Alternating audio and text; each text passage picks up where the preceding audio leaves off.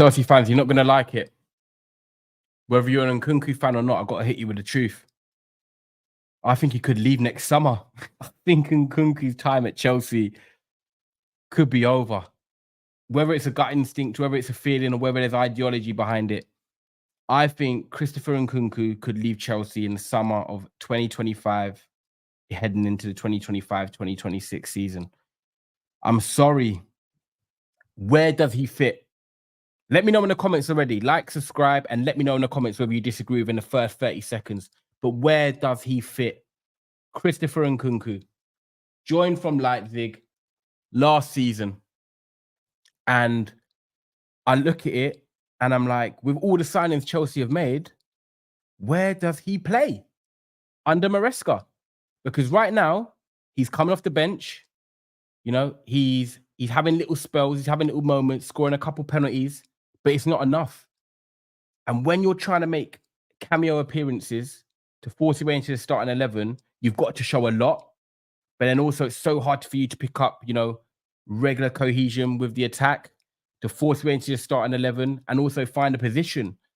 Because when I look at it, Nkunku was the big money signing last summer. 52 million they spent on the former Leipzig forward, the French international, and it's not worked yet. Now, look, I'm not saying it's not worked because he's a shit player. It's not worked, one, because the injuries he had last season. Last year, hardly any performances in the Premier League to note about. Played 11 times, scored 3 goals. That's not what Nkunku wants to do. He wants to be scoring 10, 15 plus in the league. That's what he wants to do, because when he moved here from Leipzig, he had 16 and 25. You know, the year before that, 20 and 34. He's shown that he can score goals. He's shown that he can pop up in the right positions. But at Chelsea, I'm trying to think of where he does that, how he does that. Because I think Nkunku's a good player. There's no doubt in that. I think he's like a second striker of today. He's the player that plays just off a striker, or he plays in the old Chelsea formation when you used to have the triangle forwards where you had the striker with Eden Hazard and Willian. It's basically 2 number 10s. I think Nkunku can be great in that role because he can make runs to burst forward and get beyond the striker. But also he can play as like a number 10 and link up with his other forward. And he gives you goals, he gives you assists, he gives you that bit of creativity, and he knows where to be at the right place. But you're not playing that formation. So it's all pretty me sitting here saying Nkunku's a brilliant second striker. You're not playing with a second striker. And that's where I'm struggling to see where he fits, because he played off the left against Manchester City in the first game of the season. And he had moments where he could have took on Rico Lewis, but he couldn't quite get past him. He wasn't dynamic enough. He didn't have maybe enough confidence to cut inside and shoot or go down the outside and beat his man. And he got subbed after 60 minutes. And Maresca was probably scratching his head like, what I'm saying now, how do I get the best out of Nkunku despite him looking quite bright in pre-season?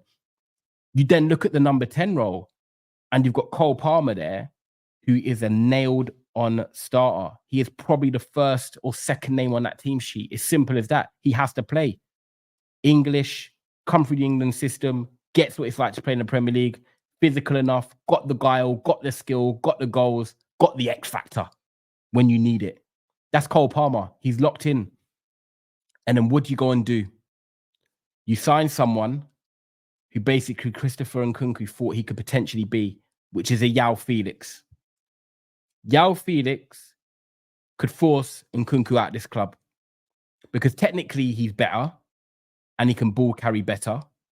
But also for Maresca, he's a Maresca signing. He is someone that Maresca has agreed with the board, I want to bring back in from Atletico Madrid. Now, where does Felix play?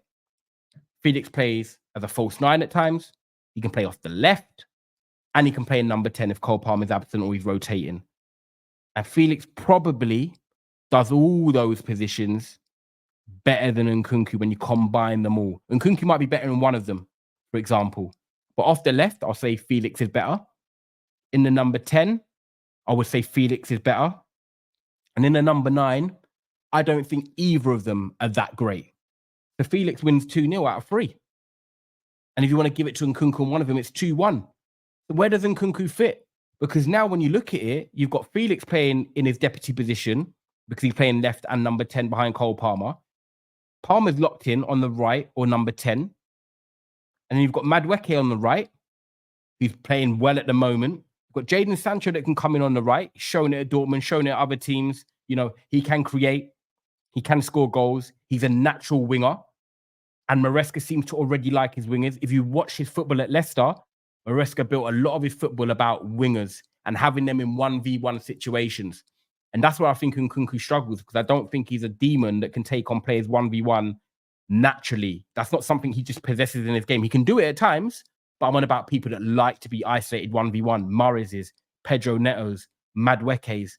These are natural wingers. Like he had Mavididi and Fatawi. They like to enjoy that battle. And Nkunku's not that type of guy. So Maresca's going for profiles on a wing that can line their defender up 1v1.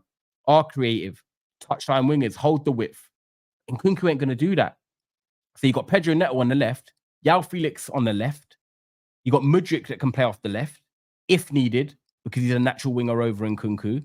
So look, I'm talking about he's like third choice in every single position right now in the attack. And whether Chelsea fans like it or not, I think Nkunku is a good player. But if you're him, at his age, 26, going into his peak years, are you going to tell me you're going to want to sit there on the bench, play a couple of Conference League games and come on for 5 minutes when you need a goal? No, he's not. And Maresca will have no accountability for Nkunku. He's not going to care about how he feels. He didn't care about how Sterling felt, and I'm sure he doesn't care about how others feel. Maresca is going to be probably looking at it and saying, yo, look, I've got all my attackers now that I want. Jackson's just signed a new deal. Felix can play up top as well. Nkunku's either going to have to deputise for Nicholas Jackson up top and try and force his way into the team that way. That's the only position I can see him potentially starting, because he's not going to play on the wings and he's not going to play in number 10. That is it. Nkunku in the number 9 or Nkunku nowhere. Take your pick. And it's a shame, because I was excited to see him come to the Premier League. I'll be real with you. That's one thing about Nkunku I did like.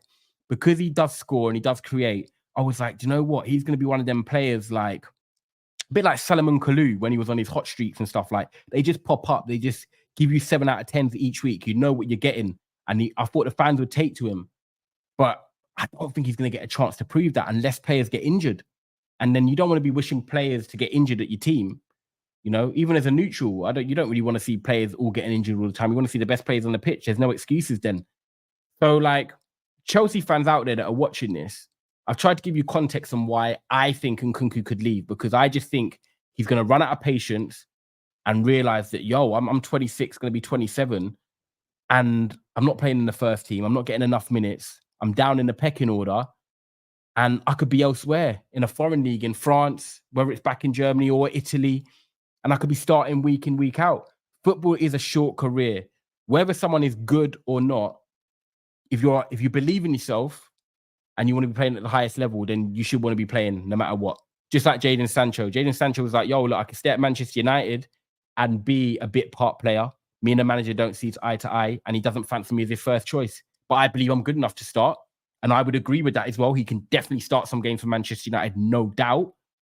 But also, I'm going to waste my time here. So, I want to go to Chelsea. And people might say he's wasting his time at Chelsea. I believe that him and Madueke are going to compete for the right-hand side. So Jadon Sancho will get minutes. And if he proves himself, he could potentially start off that side. I don't think he's coming there just to sit on the bench. He will get more minutes than he's got at Manchester United. It's a better move for Jadon Sancho. He's back in London. He's going to be happier. He's got some of the brothers there. He's got some of his man them there. He's going to feel the vibe. Whereas in Nkunku, there are other French players there, but I just don't see where he gets the minutes. And I don't know if Maresca fancies him.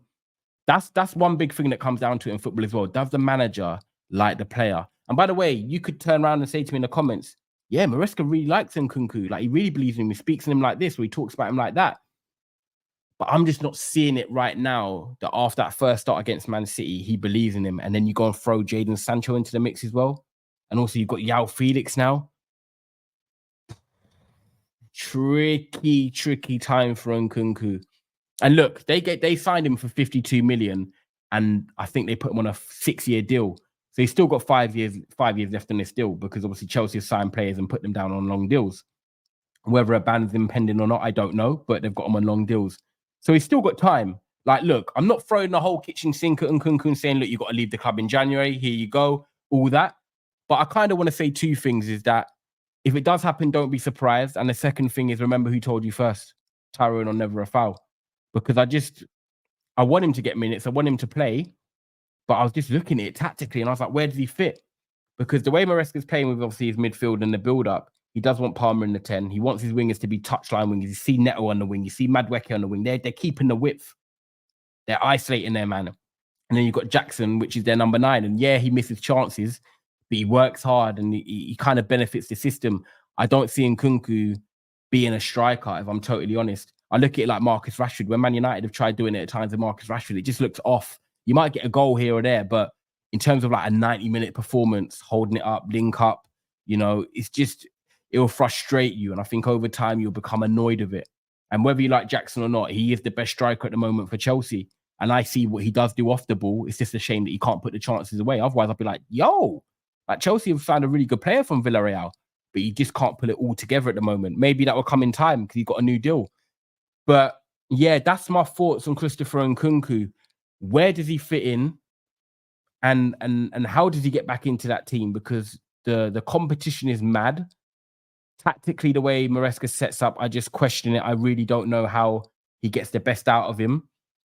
And will he have to leave next summer? I'm leaving the question open out there because I think when we get to next summer, if it continues like this, he'll be with Mudryk, the 2 out of the door looking for new clubs. Let me know your thoughts on that, people. The tactical analysis and the side of Nkunku from myself here on Never a Foul. Like, subscribe, get your comments in. Whether you're defending him or agree with me, let me know.